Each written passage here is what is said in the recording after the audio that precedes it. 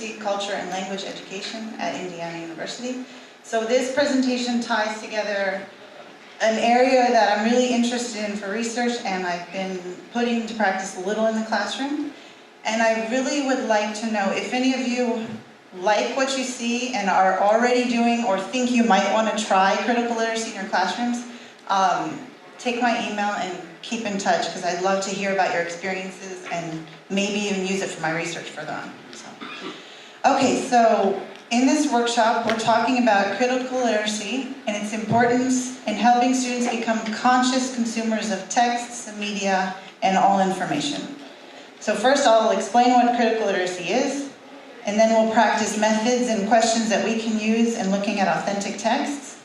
And then we'll divide into small groups and do some actual practice on that, and then come back together and discuss what we learned from that. To get started though, has anyone even heard of critical literacy? Critical discourse analysis. Yes, more people, right? Okay. So what about the idea of discourse, like in the sense of Foucault or G. Fairclough? Discourse, we have an idea about that. If you don't, it's fine, because this is a very simple presentation, but it builds on those ideas. So whatever background you have will be useful, okay? So as language teachers, most of us are aware that language, what we're teaching, has a lot of power. Okay, it has power not only because it's a communication tool, but because language forms discourse which shapes how we perceive the world. And I'll tell you a little story that really illustrates that. So, in South Africa, after the end of the apartheid regime, Parliament formed a Truth and Reconciliation Committee to hear testimony from South Africans on all sides of the struggle. So over the course of 2.5 years, people came and testified in multiple languages and literacies. They told their accounts of what had happened during the apartheid regime. And the committee documented these human rights abuses and the brutal use of power. And so this history of apartheid was written through the people's voices. In the final chapter of the Truth and Reconciliation Committee report was presented to Nelson Mandela in 1998. And there's a chapter that tries to make sense of the causes, motivations, and different perspectives on the apartheid system. These words, written in the final report, show the committee's awareness of the role that language played in establishing and maintaining the violent, racist system. So the report reads, "It is commonplace to treat language as mere words, not deeds, and therefore language is taken to play a minimal role in understanding violence. The Commission wishes to take a different view here. Language, discourse, and rhetoric does things. It constructs social categories. It gives orders. It persuades us. It justifies, explains, gives reasons and excuses. It constructs reality. It moves people against other people." And if apartheid isn't a good enough example, or if some of you are too young to remember, all we have to think about is the recent rise in hate crimes in the US and in Europe and other countries that have gone along with the rise in rhetoric, the xenophobic, anti-immigrant, anti-minority rhetoric. Okay, but how does this relate to us as language teachers? So my argument is we have a unique opportunity in teaching any language, English in our case, to model and teach critical literacy practices. So by critical literacy practices, I mean language and literacy practices that examine language more deeply and that problematize everyday texts. Things like songs, jokes, stories, videos, advertising, newspaper articles, even birthday cards or very mundane things.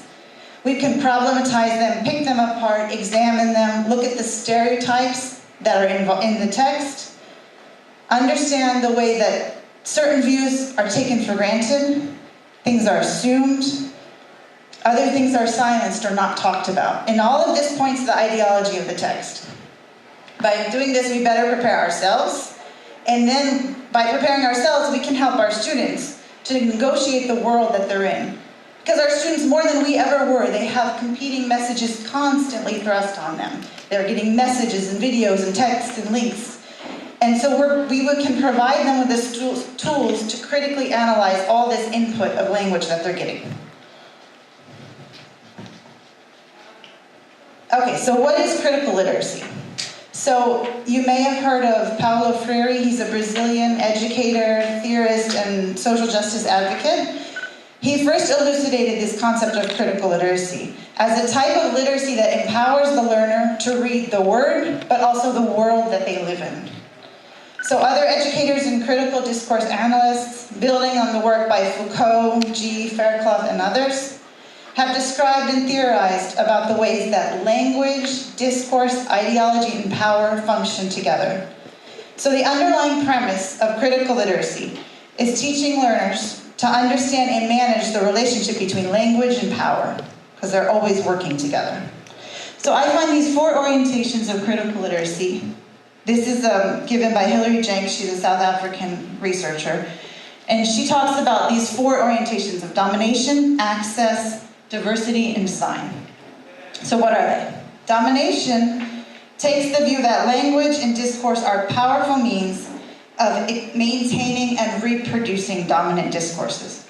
So if we take a domination approach to critical literacy, this means we use critical discourse analysis tools to deconstruct texts with the aim of helping our learners see the way that the writer has used language for a specific purpose. It's never innocent. So this orientation prepares learners to ask critical questions, such as, why did the writer or speaker choose this particular language? Whose interests are served in the text? Who's empowered and who's disempowered by this text? Next, we have access. And access deals with the question of providing students with access to dominant language forms, so English is our dominant language we're concerned with, while at the same time not devaluing the diverse language and literacy practices that they already have and that they come with them. So we have a paradox in this access model, and I think a lot of our Moroccan teachers are probably very aware of this, which is, as we teach and provide access to the dominant language, we contribute to maintaining the domination of this language, pure and simple. But if we, and when I say we, I mean all education professionals, deny students access, we contribute to their marginalization. So that's the paradox. And in this, it's been argued is the outcome of Arabization policy, and I'm not going to go into policy things, but I mean, it happens. What I'm saying, though, is that we need to be aware of this, and we need to manage this balance, okay, between providing access to English without making our students feel that their mother tongues or a national language is useless or inferior. And I'm sure some of you have had the experience where students come and they say, we don't care about Arabic, we have nothing to do with Arabic, why should I learn Tashahid, that's just my grandmother's language, or something like this. So we need to try to not let those ideas become too prominent. So diversity builds on this idea. So diversity recognizes that our students possess different ways of reading and writing the world, not only through language, but through the ways of thinking, and that these differences can be a productive power. That is a means of constructing alternate discourses and ways of viewing and being in the world. Well, but how do we take on diversity in our EFL classes? Our job is to teach English, right? But we can see diversity as an attitude that we take, in which we personalize our classroom. We incorporate students' diversity into our lessons and class discussions. We can utilize their diverse backgrounds and knowledge in a funds of knowledge way, if you're familiar with funds of knowledge, using their ideas and their experiences to develop language, to develop sample sentences, promote discussion, rather than just depending and relying on generic textbook prompts. And finally, design. Design is really important because design is what makes critical literacy really empowering. So design recognizes human creativity and the ability to use language, not just to reproduce dominant discourses, but to create new ones, to challenge existing discourses and create possibilities for transformation. We can incorporate a design perspective in writing and speaking tasks, for example, by asking students to write back or to talk back to texts that they encounter, or to dominant discourses that they're familiar with, such as racism or sexism. So when they write back or talk back, they give their own response using their own words, their own language that they're developing, and create a counter discourse. So essentially, the core of my argument is that now more than ever, our students need the tools to be critically aware of domination, have access to languages and literacies of power, yet be proud of their linguistic and cultural diversity, and be empowered to design and use language to create the world that they want to live in, a more just world with greater opportunities for all. Okay, so that's an ambitious plan. And I don't claim to have the one solution or magical formula to do it, okay? But I do want to share with you a few ideas on how we can start developing these critical literacy skills in our classrooms.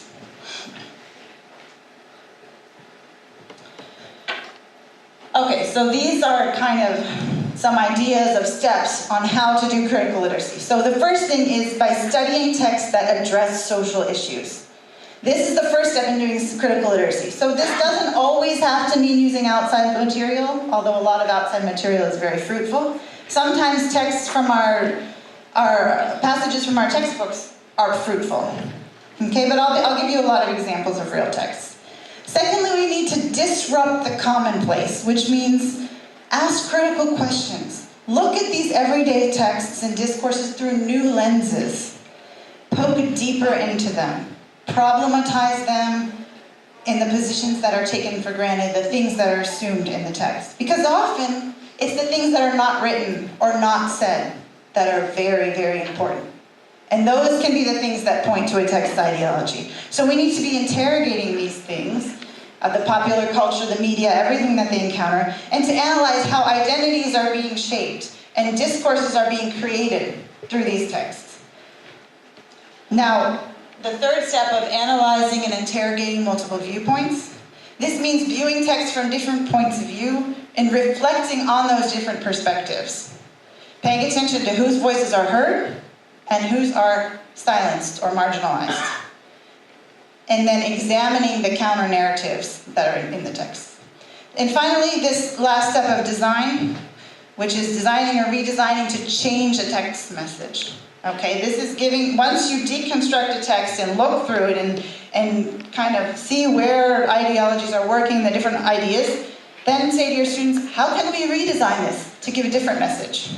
Okay, so we're going to try to do all of those things today.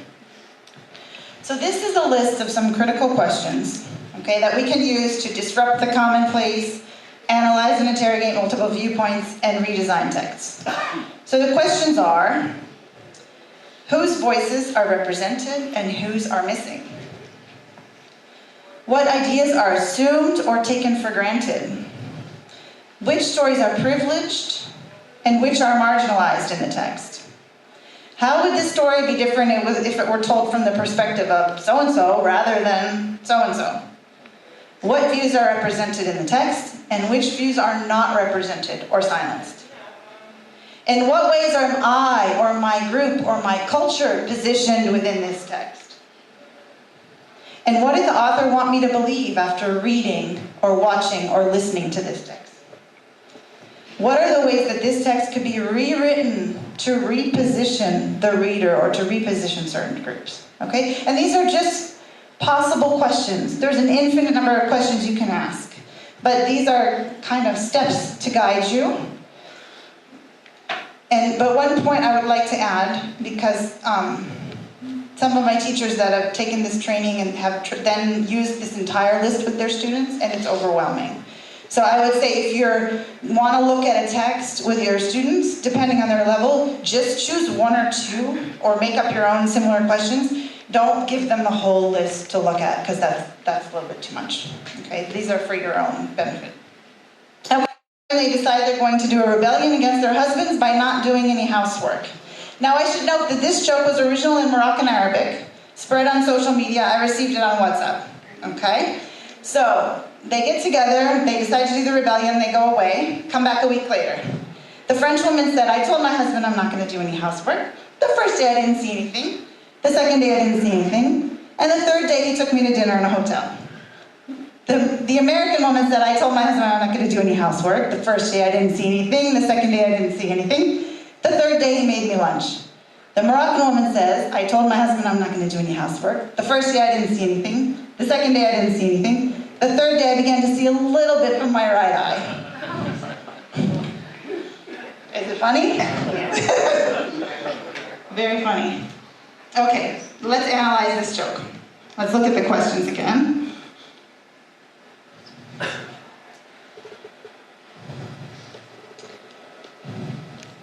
Okay. What is assumed in this joke? Let's start with that. What's taken for granted? Moroccan men are violent. Okay. Moroccan men are violent. A woman's primary job is, like to serve, is housework. This is the very basic assumption of the joke. All of the women are functioning under this assumption that their job is housework. Yeah, what else? That they're rebelling against their husbands, like their husbands have a say. That their husbands have some sort of authority or power over them because they're rebelling against them. Yes? That reactions depend on your nationality, like for French, they have a certain reaction. French, how is your culture positioned in this joke? Wealthy. Wealthy, romantic, Apologetic but not practical. apologetic but not practical. Kind of like manipulating. Yeah. Okay, a little manipulative maybe. Or maybe these are your assumptions working here. Okay. If you're American, how is your culture positioned in the joke? Like men are dumb, but they'll get it eventually. Men are dumb, but they'll get it eventually. Proactive. Proactive. That's what it does, like he does the work at the end. At the end, he just decides to do it himself. A little bit egalitarian, yeah. Like he steps up and, yeah. Maybe he surrendered after that forgetting acts. Say again? Maybe he gave up or surrendered. He gave up, yeah. Like he finally learned the lesson. But that's beautiful, our Moroccan. Okay, so how are Moroccans positioned in the joke? Great. Say it again? I said great. They're like the reaction is immediate. And it's violent. Immediate and violent reaction. Maybe she couldn't see on the first day. She couldn't see on the second day. On the third day she could see a little bit. Right. So the reaction was immediate. It was on the first day. Yeah, so the quick reaction, if you want to put a positive spin on it. And also in comparison, and I don't like to say this, but it's kind of positioned to be like from great to worse. Because we talked about the French first. Hotel, so unnecessary. Lunch, okay, everyone needs lunch, but then nobody needs a black eye. Yeah, that's a good point. No pun intended. It's the punchline. Yeah. So it has to go last. Yeah. Anything else? Moroccan men are represented as barbaric and violent and uneducated and etc. Moroccan men are represented as violent, barbaric, uneducated, Impulsive. impulsive. And also the Moroccan woman is not responding in any way that Yeah, this is not normal. This So- is completely acceptable to her. Passive, Yeah, submissive. and she's saying, oh, well, after the third day I could see out of my right eye. Yeah. Like, there's no action taken. She has no She's happy power with it. to change her situation or to even acknowledge it as less than ideal. True, but none of the women have power in the joke. Just because There of is- the wording, Yeah. that, it's funny because we would assume that someone would have a more negative reaction to being punched in the face. True, yes. I also noticed that domestic violence is being sugar-coated. And it's a joke. It's normalized. Yeah, It's normal. right. Or even made funny, yeah. Yeah. Okay. So this is an example of a very basic everyday text. You might get something on your phone. All you have to do is translate it to English, and you can bring it into a classroom. What age level would you think this is appropriate for? Intermediate? Adult classes, teenager, adult, intermediate and up, Yeah. Intermediate. lower intermediate and up. I think even with beginning, I used it with beginning 6th class. Okay.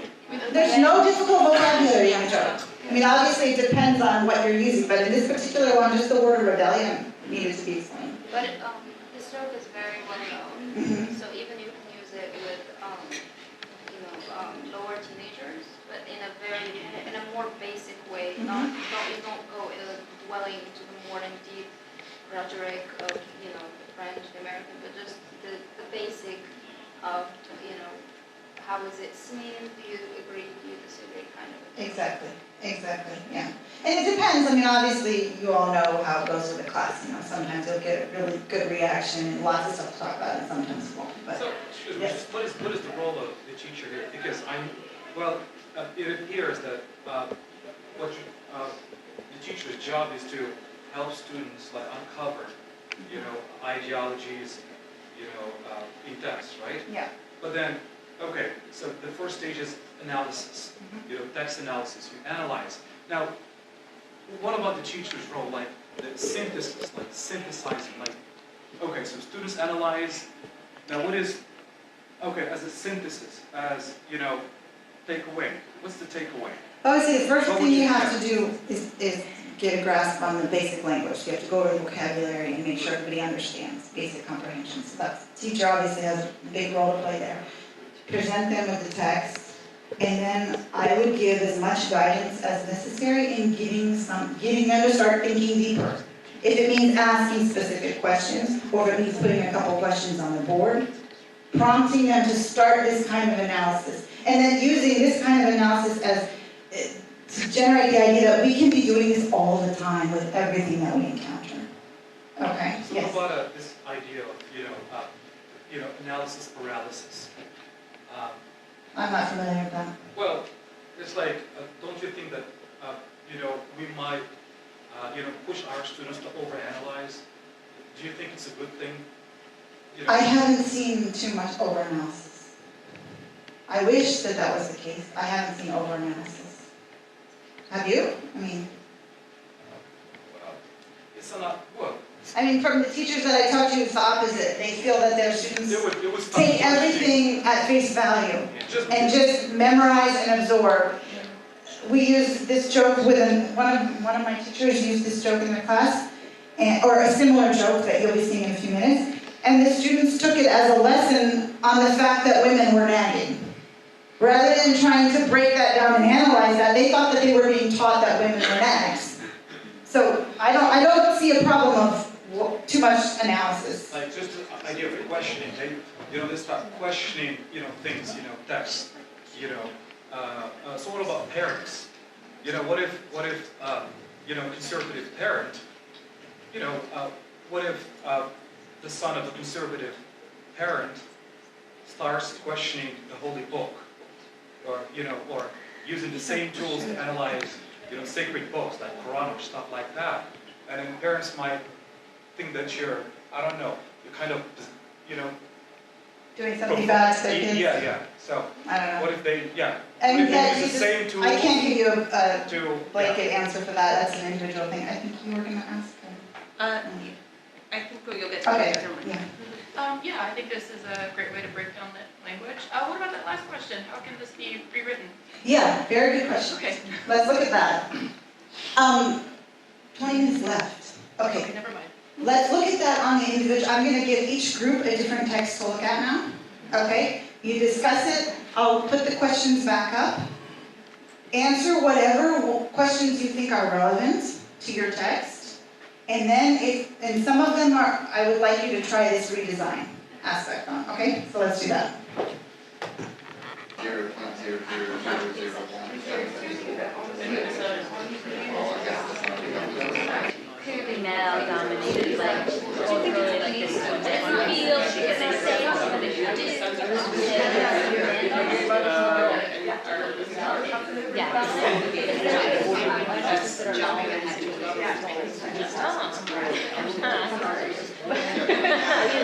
The trend.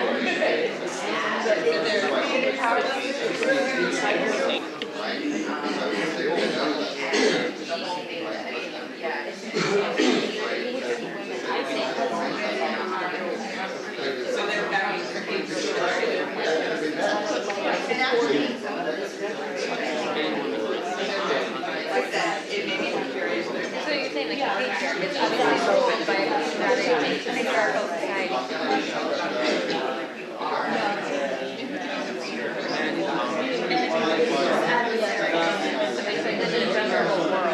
But there are some pointers to say, like, you don't feel shame. Like, it's typically a wrong term,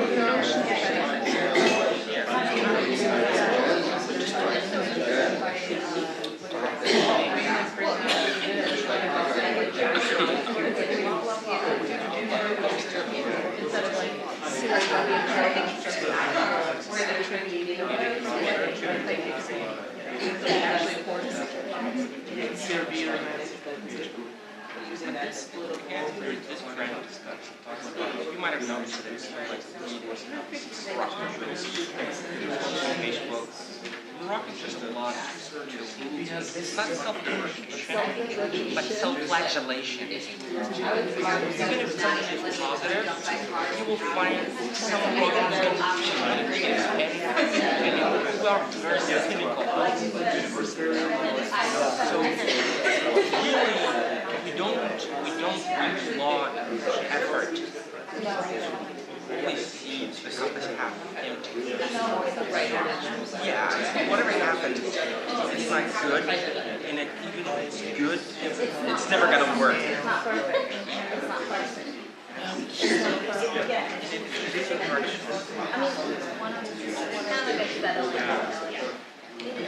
It's worse than that. It's like even effort is not rewarded.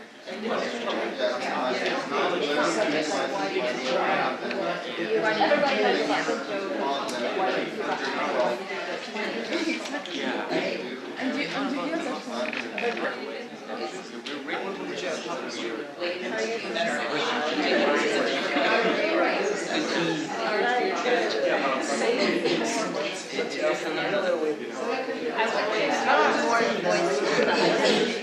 I think it's always good, like, he's a quiet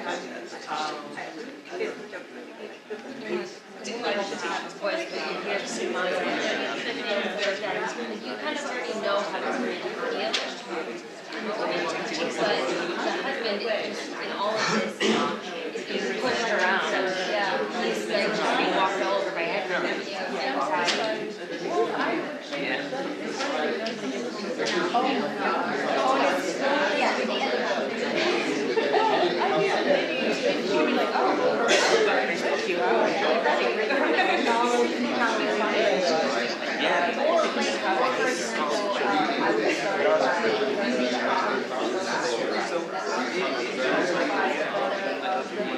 Yeah, not all of it are emotional.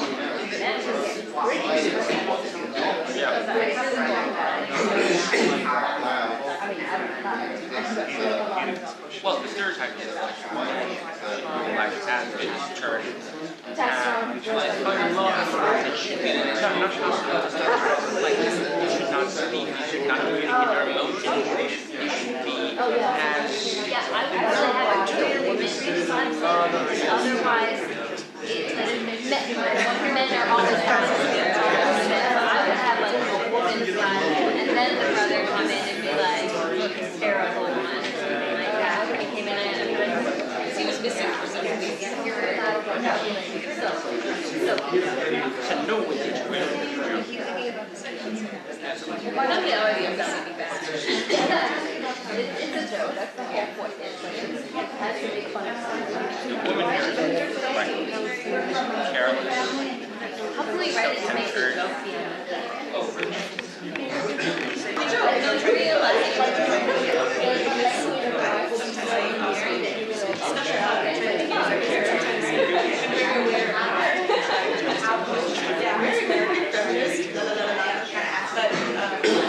So then when you have students who are like, yes, this is what I'm saying about Moroccan men.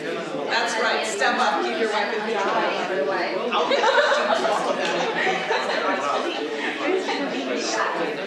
Oh my God. They were like racy texts. Does he says stuff and the wife Because the husband never shows up with it. because he's not as emotionally available.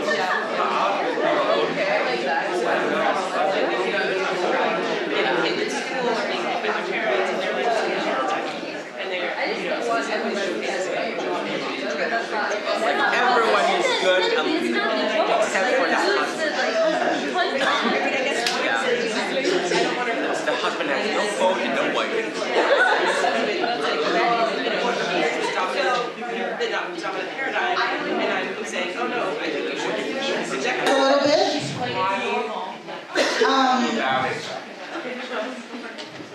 I have another microphone. Maybe if each group, how much time do we have left? 6 minutes. That is not a lot of time. Anybody really want to talk about what they found? One or two groups, please. Tell us what you found. Somebody, please. Like again, women are very emotional. All right. Briefly describe your joke. Oh And God, then briefly. briefly summarize your analysis. A man gets his phone stolen, he goes home, his wife is packing her stuff with her mom. He realized that the thief got the messages from the wife, and so he sends her a message where he divorces her because she nags so much. So that's the breakdown of the joke. So, yeah, The thief feels bad for the man for nagging all the time. For his wife nagging. Yeah. Exactly. Okay, so what's your analysis? So, again, it's like what I said at the beginning, like women are very emotional, they don't wait to analyze a situation or to assess what's happening. The joke is painted in such a way that the woman is painted in a bad image no matter what. The man is painted as a victim. It's a man versus women scenario. We tried to rewrite it in certain ways, but the premise itself, it's a no-win situation for the man. Yeah. So Yeah. that's pretty much it. Anything else? No. No. Okay. I just Any specific questions that you have? Something that's really interesting in this joke is that how clearly the language calls you as the reader or listener to sympathize with the man. Yes. Like there's even the phrase, the poor man came home and he didn't understand anything. Like you cannot help but sympathize with him in this joke. So that's where you see the language really operating. Okay? Thank you. Can we have this analysis? Because it's something different. So several of the jokes deal with gender, or several of the texts, but let's hear something a little bit different.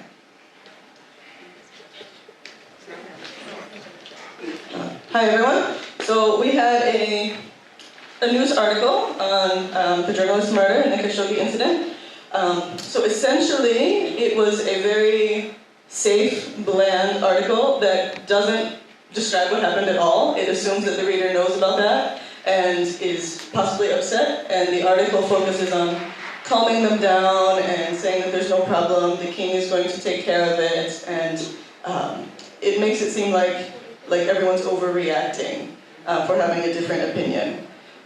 So the language is very simple, there's no particular side demonstrated, it just makes it look like the government is under control. And the silence? Who's silenced? Who's not talked about? The press themselves are silenced. Obviously, Khashoggi himself and the journalists in general. There's and the princes as well. So yeah, it's very simplified. Okay, I'm sorry that there's not time to hear from more of you, but I hope you kind of got some ideas maybe for how you can do this. Let me just come to the conclusion. Okay, so possible challenges that we might encounter. I think some of these, you'll obviously have your own ideas to how to deal with it. So comprehension issues, again, I would say go through that first. Finding age and level appropriate texts. It does take some time, but if you decide you want to take this approach, you'll just keep your eye open. I get the jokes on WhatsApp. The Khashoggi article I used for a media studies club. Trump, I just Googled Trump campaign speech, and it's full of things. Political discourse is very, very loaded. Okay? Time, I would say you could do a critical literacy period. Like at the beginning, if you want to do a warm-up, or at the end when your class is bored with the lesson and wants to do something different. 10, 15 minutes, pop up something like this, have a great little discussion, get people questioning and thinking. And then same thing for not fitting into the curriculum. You can always squeeze things in, but also the interchange is very ideological and has very good material to analyze in there. Okay? If you want to think about it, to give you a hint, like if you look at how ethnocentric it is and how physically located it is in the US, and it does not bring in any other cultures, and if you're not American, how do you feel about that? Looking at that book with all the American names and places and situations. Okay, that's one thing that you can analyze in certain passages there. Okay, so thank you very much for your attention.